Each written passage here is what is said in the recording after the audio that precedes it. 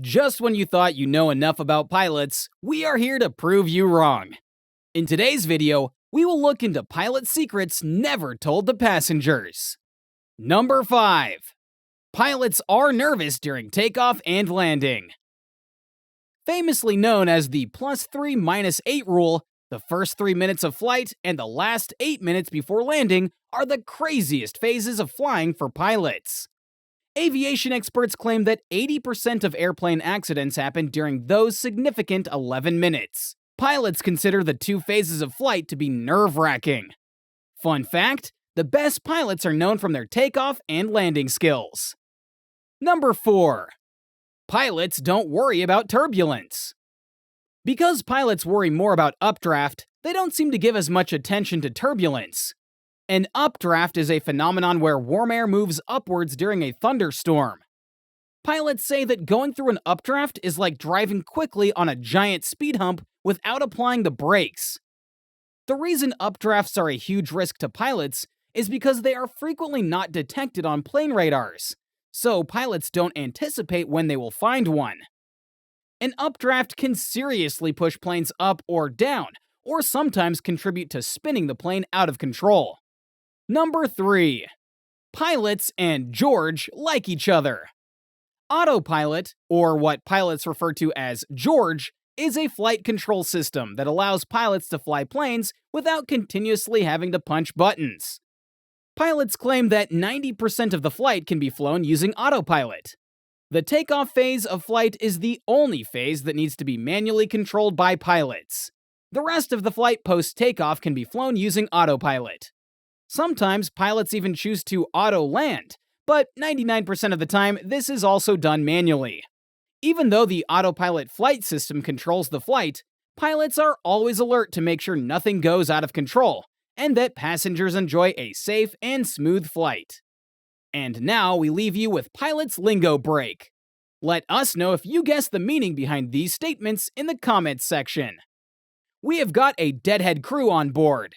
This isn't as insulting as it sounds. It is an off-duty crew member flying on board the plane. It can be a pilot or a flight attendant. It's 1700 Zulu time.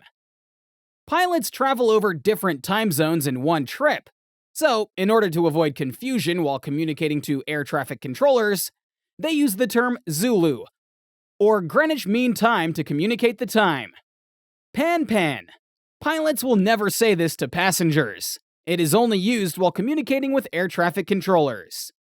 When pilots want to get the air traffic controller's attention for an emergency, they use the term pan.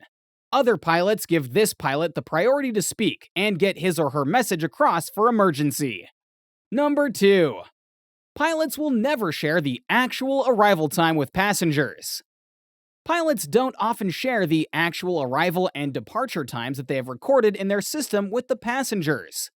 This strategy is known as schedule padding, and airlines are learning to use this extensively. Airlines often exaggerate how long the trip takes so that even when there is a delay, the plane still arrives on time. For example, if they say the trip duration is 2 hours, it can actually take an hour and 45 minutes only.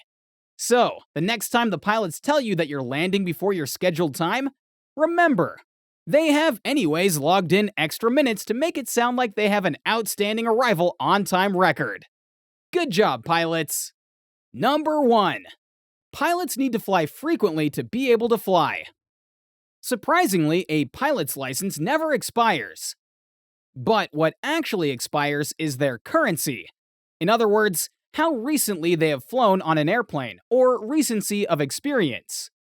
According to the Federal Aviation Authority, in order to maintain the recency of experience, pilots need to pass a semi-annual 2-day training every 9 months, and in addition to this, they need to log at least 3 takeoffs and landings. If a pilot fails to meet the requirements from the Federal Aviation Authority, they then have to go back to simulator trainings. This means your pilots are always flying, so you are at a very low risk of airplane accidents. So this is the end of today's video. Comment down below if you've enjoyed the second part of our pilot series. If you haven't watched our first one, please do so and let us know what you'd like to see next. We'll see you in the next video.